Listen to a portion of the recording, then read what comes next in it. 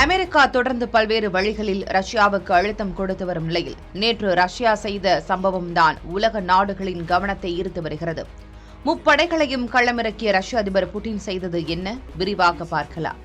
நாட்டோவில் Ukraine இணைவதற்கு எதிர்ப்பு தெரிவித்த ரஷ்யா கடந்த 2022ஆம் ஆண்டு யுக்ரைன் மீது போர் தொடுத்தது. இந்த போர் தொடங்கி 3 ஆண்டுகளை கடந்தும் தற்போது வரை நீடித்து வருகிறது.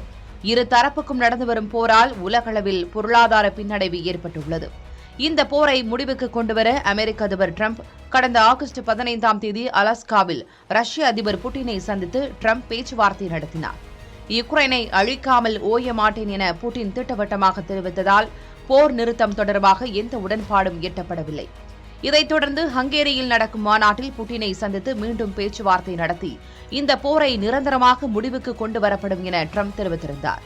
இதற்கிடையே யுக்ரைனுடனான போரை முடிவுக்கு கொண்டு வருவதில் உடன்பாடு இல்லை என ரஷ்யாவின் வெளியுறவுத்துறை அமைச்சர் செர்ஜியோ லாவ்ரோவ் திட்டவட்டமாக தெரிவித்தார். இதனால் கடுப்பான டிரம்ப் ரஷ்ய அதிபர் புட்டினுடன் பேசுவதால் எந்த பயனும் இல்லை என்றும் நான் நேரத்தை வீணடிக்க விரும்பவில்லை என்றும் காட்டமாக தெரிவித்தார். இதையடுத்து அமெரிக்க அதிபர் டிரம்பும் ரஷ்ய அதிபர் புட்டினும் சந்திக்கும் திட்டம் ஒத்திவைக்கப்பட்டது.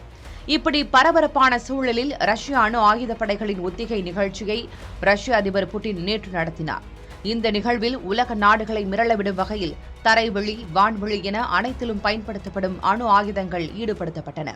அதேபோல கண்டமிட்டு கண்டம் பாயும் பாலிஸ்டிக் ஏவுகணைகள், விமானம் மூலம் ஏவப்படும் ஏவுகணைகள், நீர்மூழ்கி கப்பல், குண்டுவீச்சு விமானங்கள் ஆகியவையும் ஈடுபடுத்தப்பட்டன. இதனை அதிபர் மேற்பார்வையிட்டார்.